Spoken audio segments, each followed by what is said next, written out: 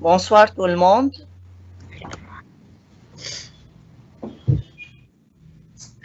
Bienvenue, nos chers élèves de la 3e année secondaire, première langue. Je vous présente notre équipe de travail de la langue française, première langue. مدام شيرين راغب، موجه أول لغة فرنسية محافظة الإسكندرية. مدام عزة الجمل، موجه لغة فرنسية محافظة الإسكندرية. أستاذ أحمد زين، معلم خبير اللغة الفرنسية محافظة الإسكندرية. أستاذة نهى أحمد، معلم اللغة الفرنسية محافظة الإسكندرية. أستاذة نانسي عادل، معلم لغة فرنسية محافظة القاهرة. أستاذة إنجي فتحي، معلم لغة فرنسية محافظة القاهرة.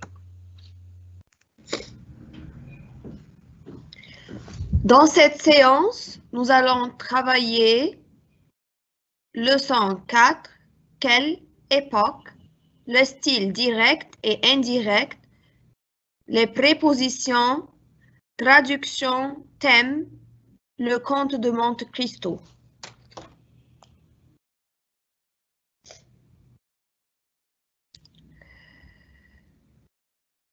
Quelle époque?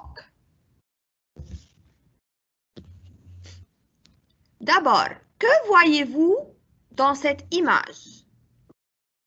Ce sont des amis dans un café, je pense.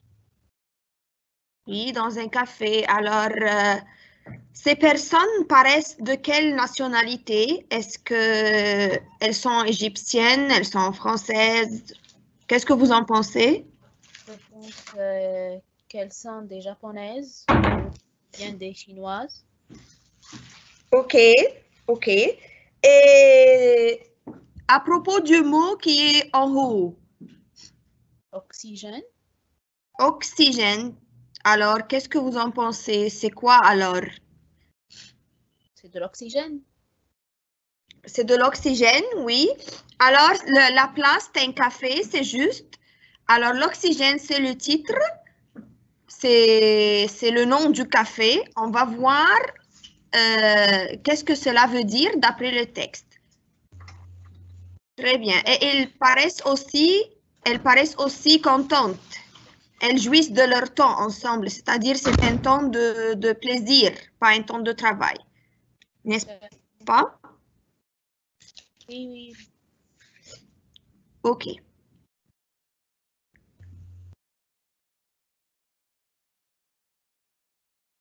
Quelle époque?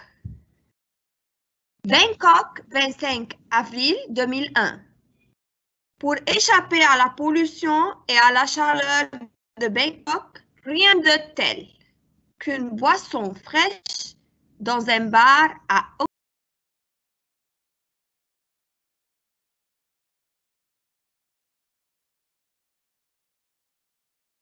oxygène. Le premier bar de ce type en Thaïlande a ouvert ses portes cette semaine dans la capitale. Il propose à ses clients de s'offrir une dose de 20 minutes d'oxygène parfumé et une boisson fraîche dans une atmosphère bercée par une musique apaisante, le tout pour 180 bahts, c'est-à-dire 4 dollars. Alors, Qu'est-ce que ça veut dire échapper? Échapper, c'est-à-dire éviter quelque chose, s'éloigner de quelque chose. Et la pollution? La pollution, ce sont les fumées des usines, les gaz des machines, des voitures, constituent la pollution de l'air, c'est-à-dire les choses qui causent la pollution de l'air, ce qui rend l'air impur. Et qu'est-ce que ça veut dire rien de tel? Rien de tel, c'est rien ne vaut, c'est-à-dire rien n'est égal à une boisson fraîche dans un bar à oxygène. Voilà, rien n'est égal. Et une atmosphère?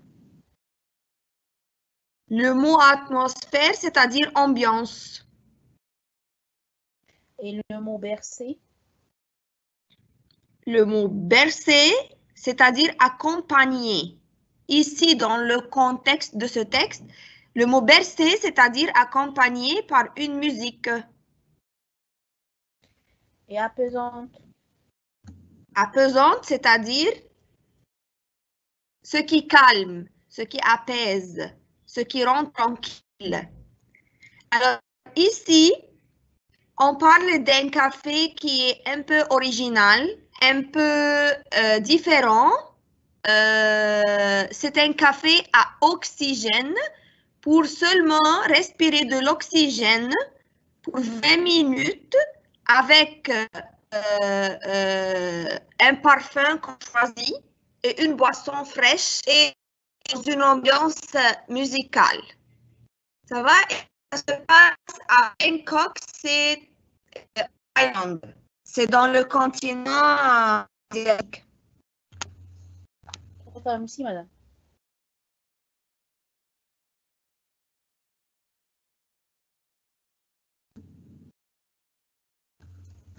Alors, on passe au reste du texte.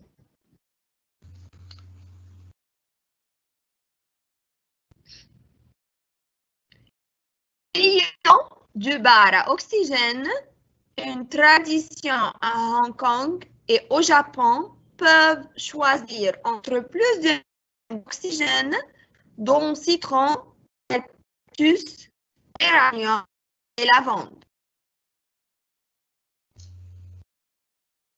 C'est très relaxant en manque d'oxygène, surtout à Bangkok. Je crois que c'est une bonne. Alors, qu'est-ce que vous avez compris de ce petit paragraphe?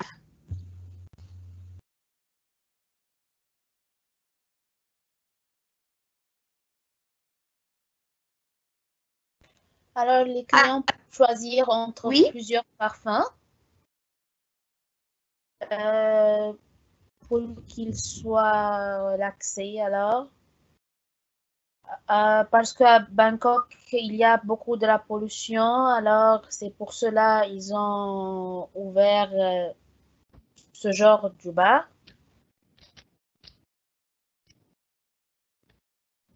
C'est bien.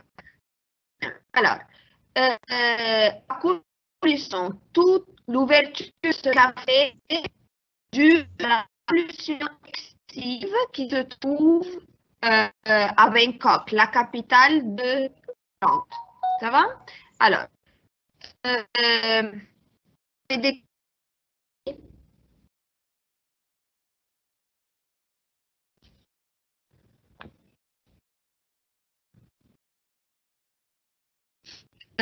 une tradition, c'est une manière d'agir qui vient d'habitude.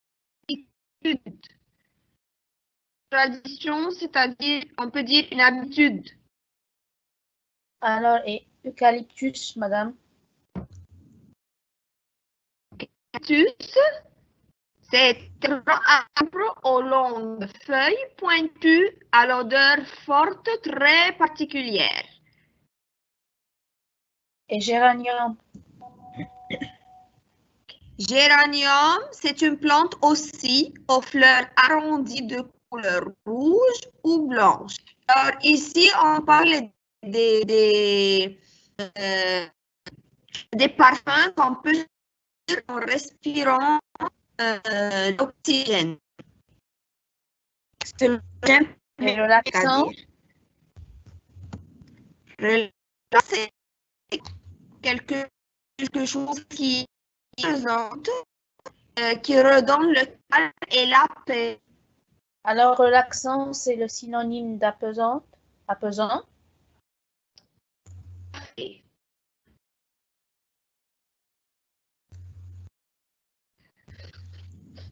Très bien.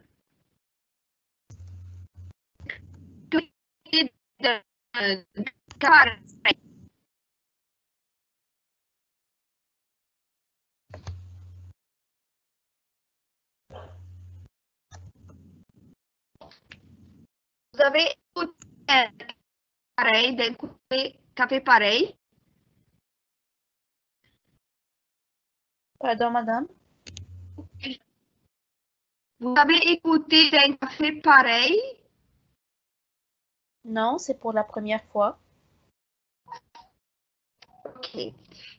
Quelle de ce document? C'est un article.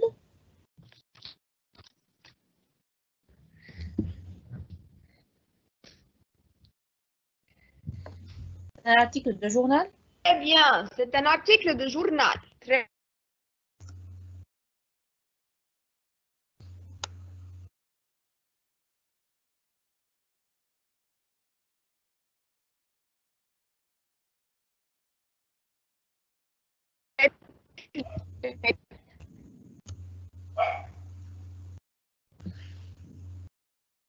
Un bar à oxygène, c'est un bar qui propose à ses clients de s'offrir une dose de 20 minutes d'oxygène parfumé et une boisson fraîche.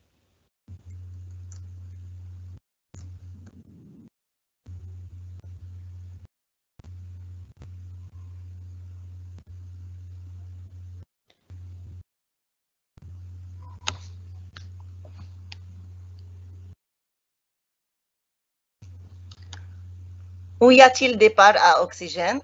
Il y a des bars à oxygène à Bangkok, à Hong Kong et au Japon, je pense. Oh, très bien.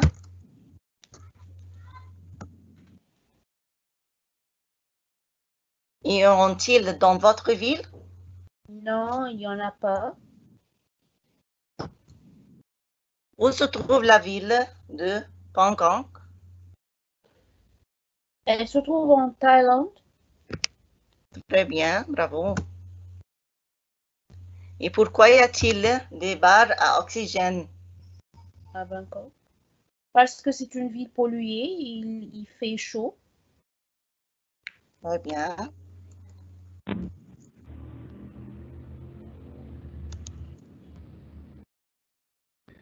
Bon, lisez rapidement l'article et répondez. On a lu ensemble.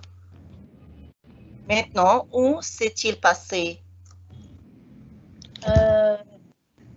Où? Que. C'est à Bangkok, le capitale. Oui, que c'est l'ouverture d'un nouveau type de bar. Ce sont les bars à oxygène.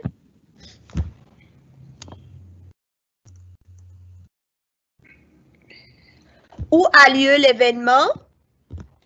À Bangkok, la capitale de Thaïlande. C'est très bien. C'est très bien.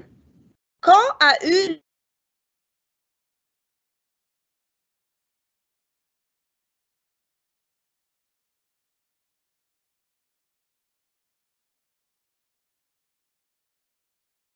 eu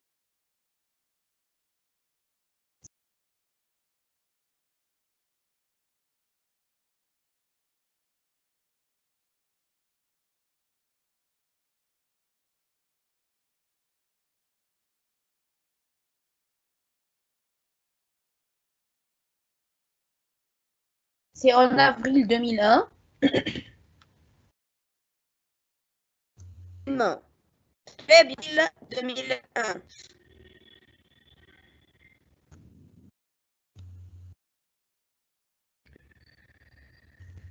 Pouvez-vous extraire des textes? Comment faire pour prendre la parole ou maintenir?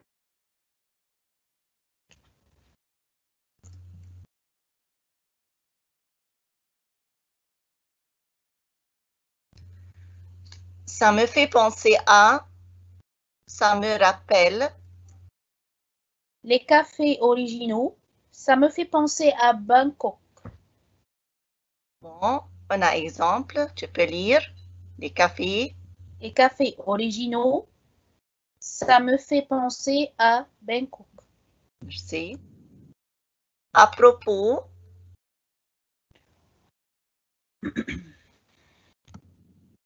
Alors, à propos de ce café, qu'en penses-tu? Très bien, c'est comme exemple. Je connais une histoire.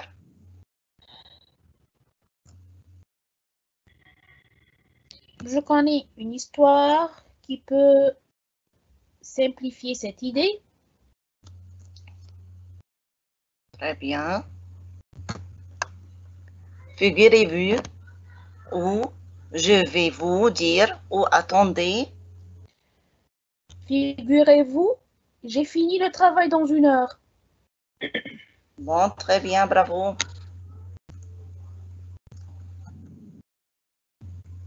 Bon, observez maintenant avec moi ces phrases. Le maire dit « Je suis très heureux ». Et on a aussi le maire dit qu'il est très heureux. Quelle est la différence entre les deux phrases? Alors, on a une phrase qui a 2 points et 2 guillemets. C'est une phrase que la personne dit ou annonce directement. Je suis très heureux. On peut faire attention à la ponctuation. Oui, on a ici 2 points, 2 guillemets. Très bien. Et la deuxième phrase, quelle est la différence entre... Alors ici, on a enlevé les 2 points et les 2 guillemets. On a enlevé les ponctuations. On laisse seulement un point, le point. On a relié les 2 phrases.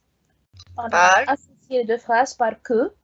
Très bien. Et on a changé la personne qui parle parce qu'on a rapporté la parole de cette personne. Alors, on a dit, le maire dit qu'il est très heureux. Bravo, très bien. Un autre exemple.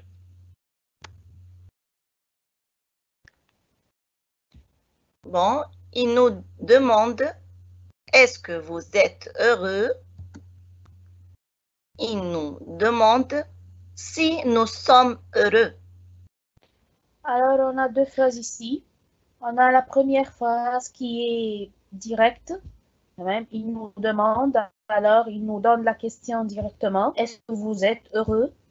Mais maintenant, en rapportant des paroles, on a transformé est-ce que en si. Très bien, bravo. On a remplacé est-ce que ici par si. Et on a changé les pronoms personnels. Vous, on a transformé vous par nous, en nous. Alors on a dit, au lieu de vous êtes heureux, on a dit si nous sommes heureux. Bravo, bravo, très bien. On a autre exemple.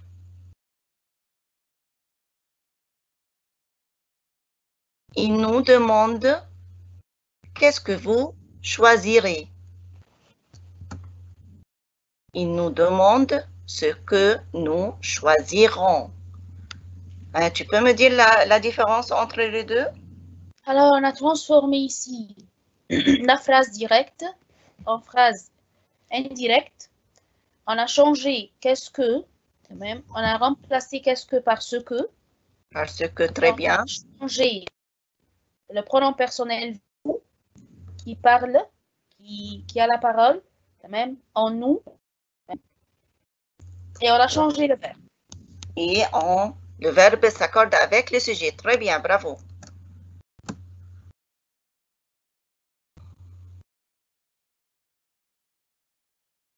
Il nous dit, venez me voir.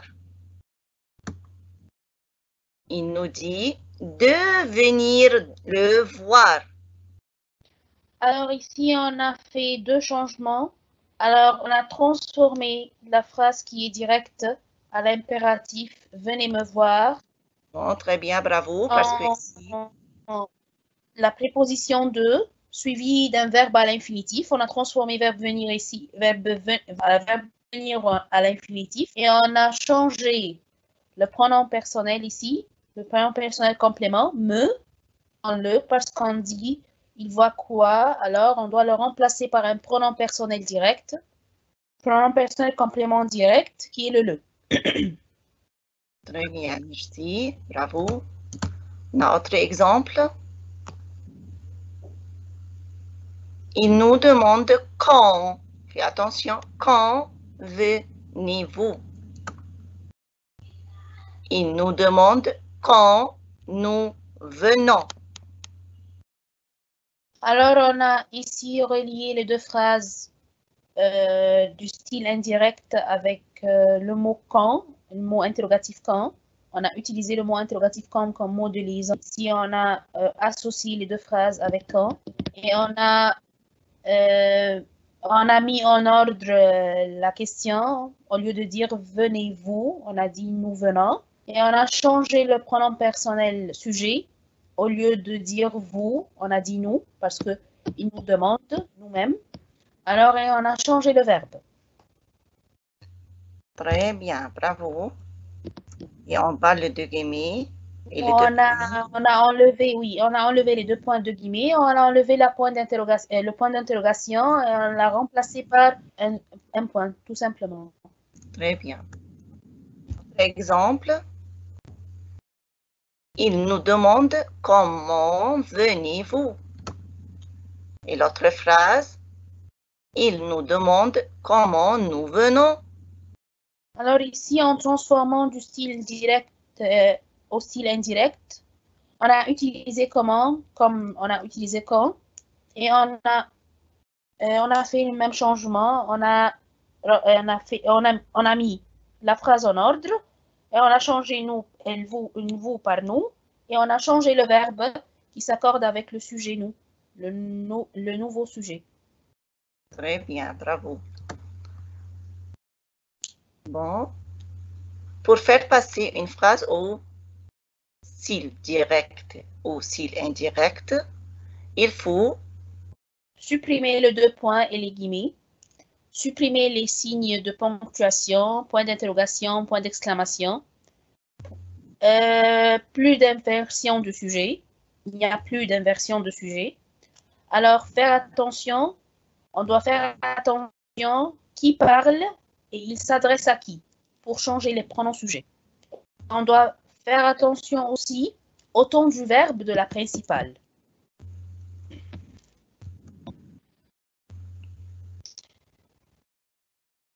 introduire un mot de liaison, la phrase principale, introduire la subordonnée, les paroles rapportées. Alors, du discours direct au discours indirect, du discours direct au discours indirect, on transforme la phrase déclarative même, on ajoute que, comme dans l'exemple, il dit « Je suis fâché », alors en la transformant, on va dire « Il dit qu'il est fâché ». Pour la phrase interrogative, qui commence par « Est-ce que ?» ou bien une inversion, alors on associe les deux phrases par si. On enlève les deux guillemets et les deux points, les guillemets et les deux points, et on remplace par si. Il me demande, viendras-tu avec moi? Quand même, on la transforme au style indirect, on dit, il me demande si je viendrai avec lui.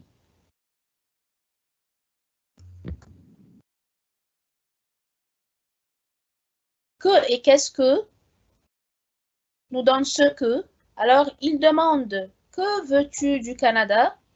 Alors ici, en transformant cette phrase, on va dire « Il demande ce que je veux du Canada » et on va remplacer le point d'interrogation par un point.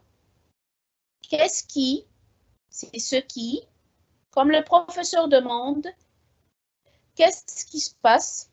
Alors, le professeur demande ce qui se passe. Et qui est-ce qui maintenant et qui ont la même fonction, on va le transformer en qui. Le professeur demande qu'est-ce qui parle, alors le professeur demande qui parle. Mais pour les autres mots interrogatifs comme où, quand, comment, pourquoi, combien, quel, pas de changement. Pour la phrase impérative, on utilise 2 plus infinitif. Le professeur dit à l'élève, va à ta place. Alors, le professeur ici dit à l'élève, en rapportant les paroles, on dit, le professeur dit à l'élève d'aller à sa place. Si le verbe déclaratif est au présent, les verbes de la subordonnée et les indices temporels ne changent pas. Pas de changement, sauf le changement des pronoms et les verbes. Si le verbe déclaratif est au passé, les verbes de la subordonnée et les indices temporels vont changer ou changent.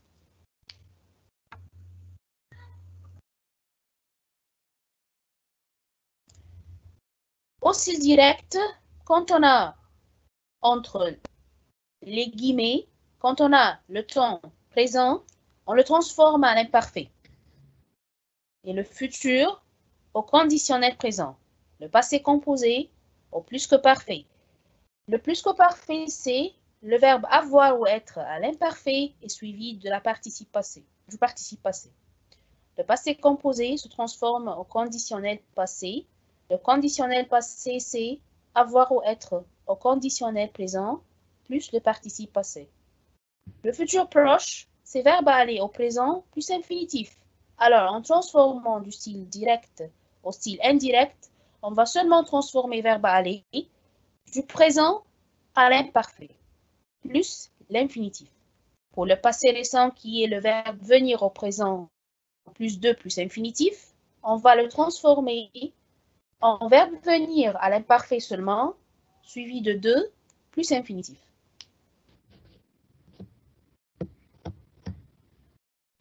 On a ici le changement dans l'adverbe de temps et de lieu.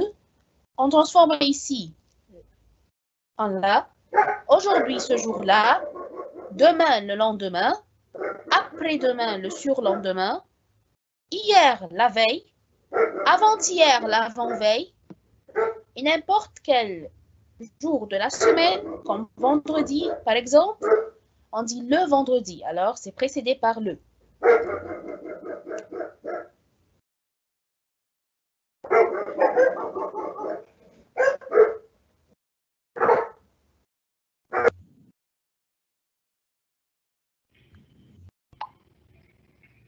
Rapportez les paroles de ces personnages. Pierre dit « Je suis d'accord ». Alors, Pierre dit qu'il est d'accord. Sally demande à son ami « Est-ce que ta sœur refuse de venir ?» Sally demande à son ami si sa sœur refuse de venir.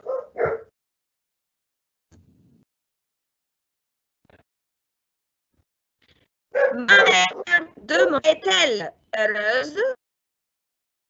Ma mère demande si elle est heureuse.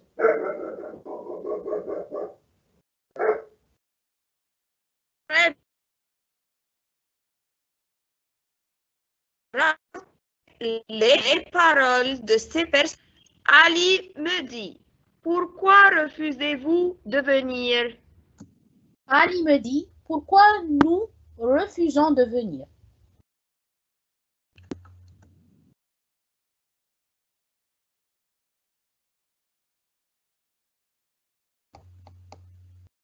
Le garçon dit « Qu'est-ce que vous préférez ?» Le garçon dit ou demande ce que nous préférons.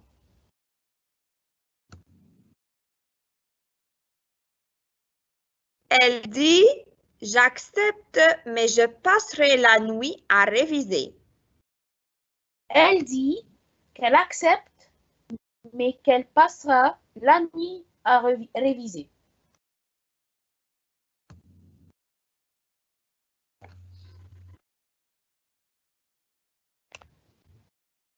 Bon, voyez-vous dans cette petite image? Ce sont des personnes qui prennent des photos.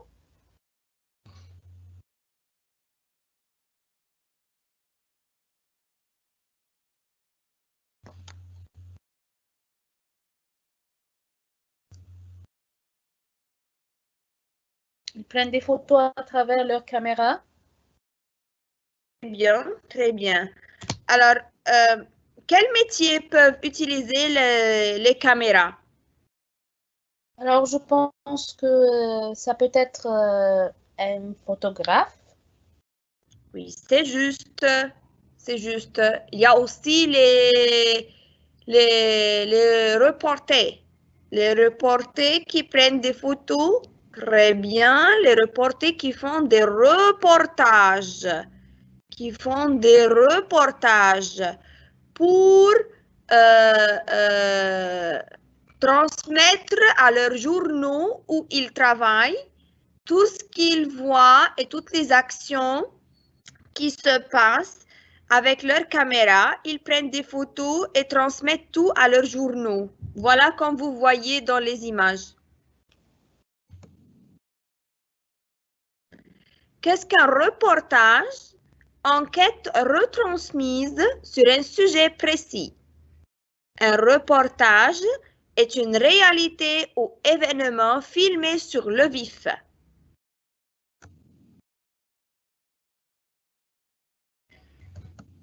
Reportage, la gymnase de Nancy.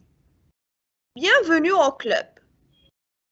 La gymnase de Nancy est un club de gymnastique et de remise en forme où l'on trouve toutes les tranches d'âge, des adolescents aux hommes et aux femmes qui ont passé la cinquantaine.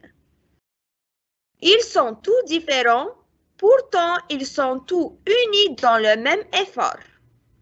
Alors, pourquoi viennent-ils ici? Quelle image ont-ils d'eux-mêmes? Quelle image ont-ils de l'autre? Alors, ici, comme vous voyez dans l'image, ce sont des gens, des personnes de tous les âges qui sont dans une gymnase. Cette gymnase est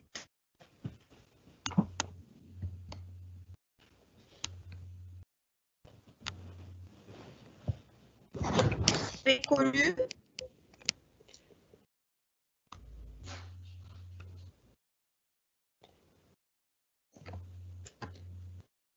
Alors, où se trouve Nancy?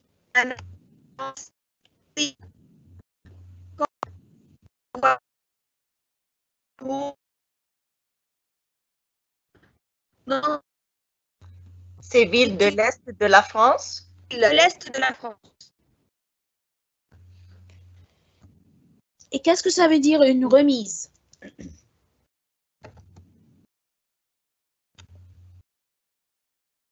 Exercice Mise en forme. physique Alors, pour nous retrouver allons force voir et maintenant. stress.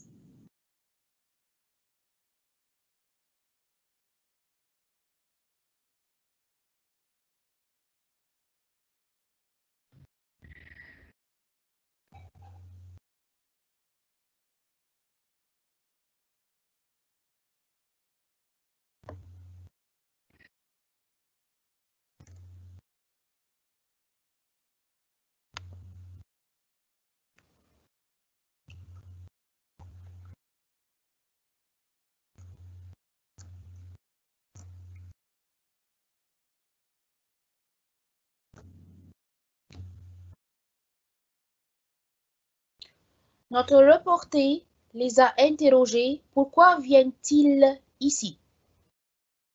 Alors ici, on a 3 opinions. On a Marie, Jean et Hélène.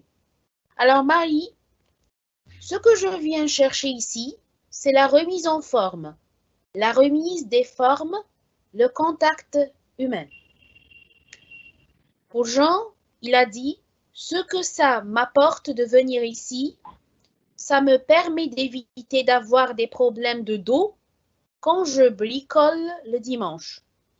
Donc, je bouge en permanence alors qu'au bureau, je ne bouge pas.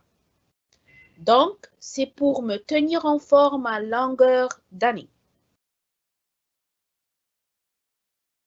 Hélène, ce que je cherche déjà, je pense que c'est le fait de se défouler, le fait de trouver autre chose après mon travail. Et puis, bon, je pense aussi qu'on vit dans une société où c'est le culte de la femme du corps. Eh bien, il faut s'entretenir à tous âges, surtout quand on est jeune, voilà. Pour le mot reporter, c'est un journaliste dont le travail consiste à aller interroger des personnes pour ensuite écrire un article pour son journal. Alors, c'est un journaliste qui fait des reportages. Pour le mot le contact, un contact, c'est une relation que l'on établit avec quelqu'un.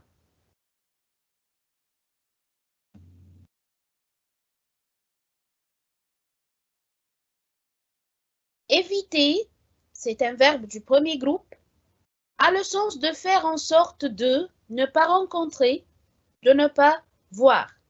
C'est éviter quelque chose.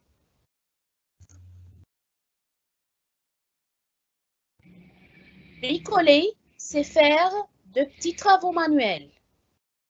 Le nom, c'est bricolage.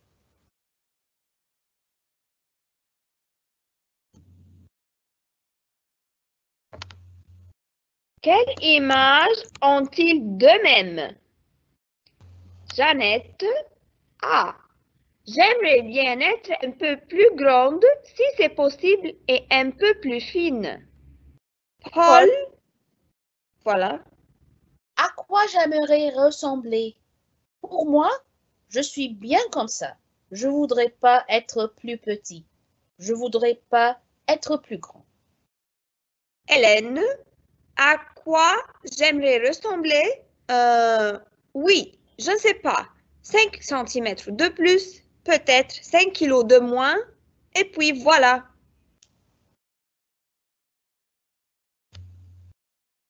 Quelle image idéale ont-ils de l'autre? Hélène, le plus important chez un homme, la beauté du cœur, le physique, bien sûr, c'est essentiel, mais l'intérieur déjà au départ.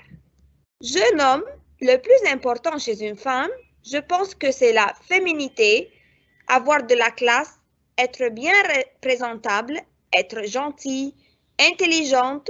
Voilà, c'est beaucoup de choses.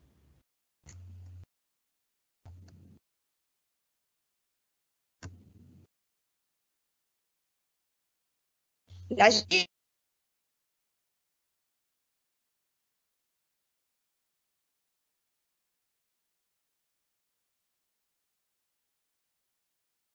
Alors, de cet extrait, vous allez relever une paire d'antonymes. Alors, on a ici deux mots qui sont contraires comme contraire. On a homme et femme. de l'agenda de l'ancien enfant où l'on trouve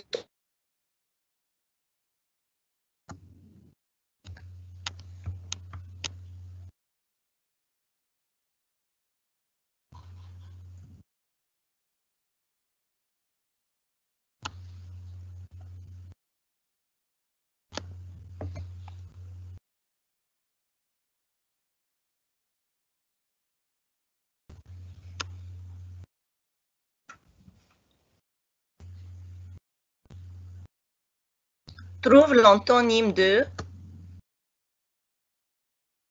différent,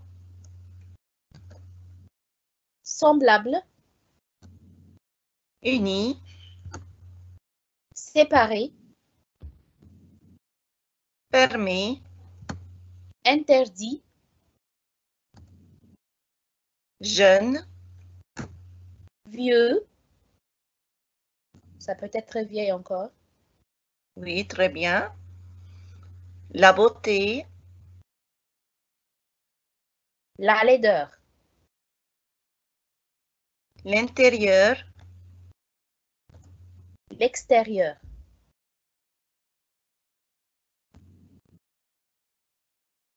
bon, trouve le synonyme de en permanence, Continuellement,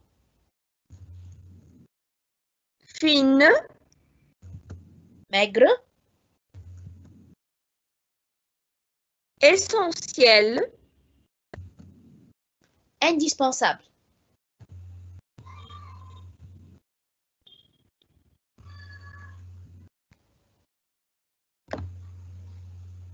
lisez le texte et commentez. L'idée est-elle originale, efficace? Oui, elle est très originale et très efficace. Connaissez-vous des cafés originaux? Oui, il y en a des cafés nets. Et si on racontait des histoires?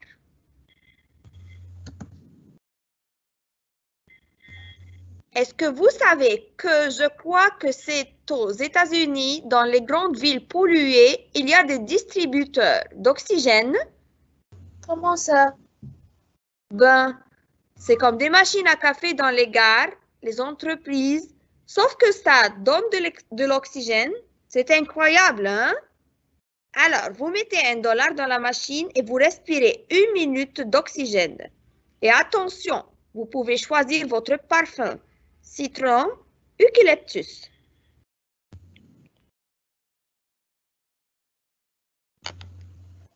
J'ai lu aussi une histoire aussi étrange. C'est faux aux États-Unis, dans le désert du Nevada. Vous voyez ce désert immense qu'on voit toujours dans les westerns. Donc, il y a une route qui traverse le désert et au bord de cette route, loin de tout, il y a une cabine téléphonique. Et le téléphone de cette cabine est toujours en train de sonner. Et si vous décrochez, vous avez au bout du fil quelqu'un qui appelle d'Australie, du Japon, d'Italie. Et ce qui est incroyable, c'est que si nous, maintenant, on appelle cette cabine en plein désert, il y a quelqu'un qui va décrocher. Le journal donnait le numéro, je l'ai noté, on pourrait essayer.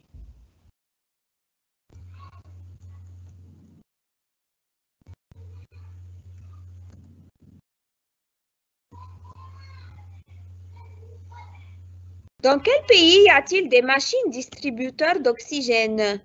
Et dans quel endroit? Il y en a aux États-Unis, dans les grandes villes polluées. À quoi servent ces machines? Elles distribuent de l'oxygène et vous pouvez choisir votre parfum.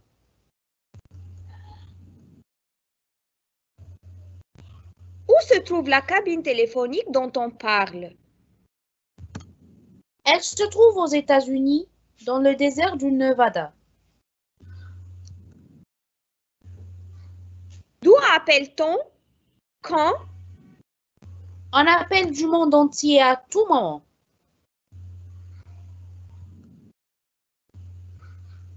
Est-ce qu'il y a quelqu'un pour répondre?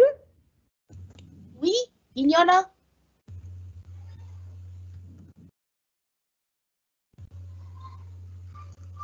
Comment peut-on situer l'époque et le lieu?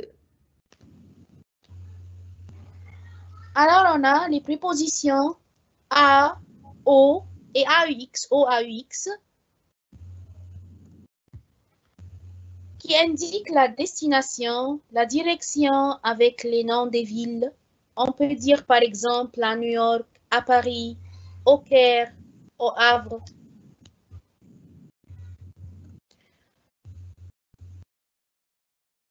Avec le nom des pays masculins et les États d'Amérique masculins, on utilise au. Comme on peut dire au Canada, au Texas, aux États-Unis. Et avec certaines grandes îles, on dit à Madagascar, à Cuba, à Hawaï. Pour indiquer la manière de locomotion, quand on se place sur le véhicule ou l'animal, quand on est sur l'animal, alors on dit à bicyclette, à vélo, à pied, à dos d'éléphant, à cheval. Pour la préposition en, elle est utilisée avec les noms des pays féminins, les continents, les États d'Amérique féminins et les provinces. Alors on peut dire en France, en Égypte comme des pays féminins et en Asie comme des continents et en Californie, et on a aussi en Bretagne.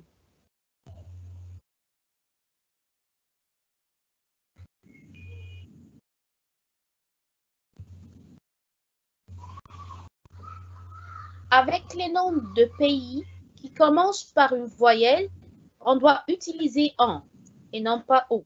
Alors, je dis en Iran, en Israël. Aussi avec les mois, les saisons et les années, on utilise en. On dit en été, comme moi, on dit en juin, en janvier, en avril. Et pour les années, on dit en 2020. Et aussi, on utilise en pour indiquer la manière de locomotion quand on se déplace dans. Alors, on est à l'intérieur. Alors, on dit en train, en avion,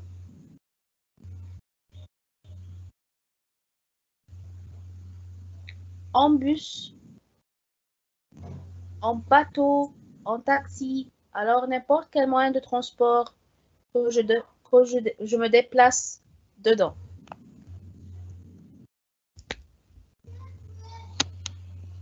Alors, passons à la traduction. On va travailler maintenant le thème traduisez en arabe. On va traduire le contexte en arabe. Le profil des femmes a changé depuis la fin des années 60. Elles représentent aujourd'hui la moitié de la population. C'est vrai, les femmes au foyer disparaissent pour devenir des femmes actives et efficaces dans la vie professionnelle. Elles peuvent travailler principalement dans les services, entreprises, commerce, éducation, santé, etc.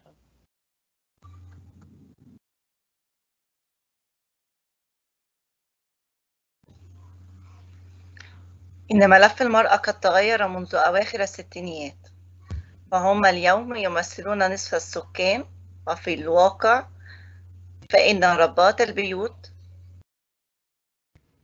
يختفون ليصبحوا سيدات عاملات مؤثرات في الحياة العملية، يعملون بشكل أساسي في الخدمات، الشركات، التجارة، التعليم والصحة.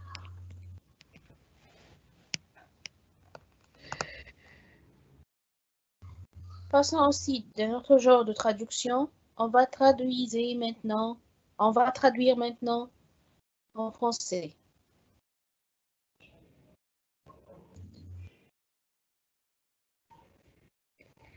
إن العلماء مثل الدكتور أحمد زويل والدكتور مجدي يعقوب والكتاب مثل نجيب محفوظ هم بلا شك أمثلة حسنة يجب أن يتبعها شباب هذا الجيل.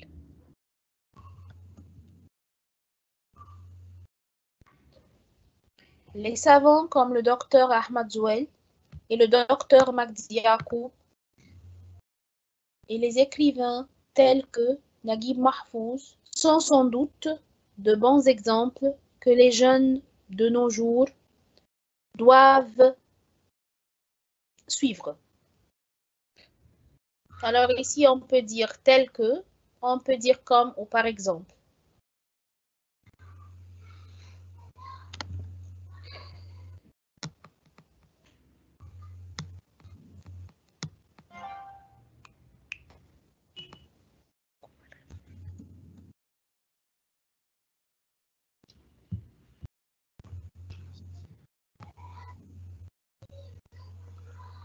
Bon, merci pour votre attention et à la prochaine fois.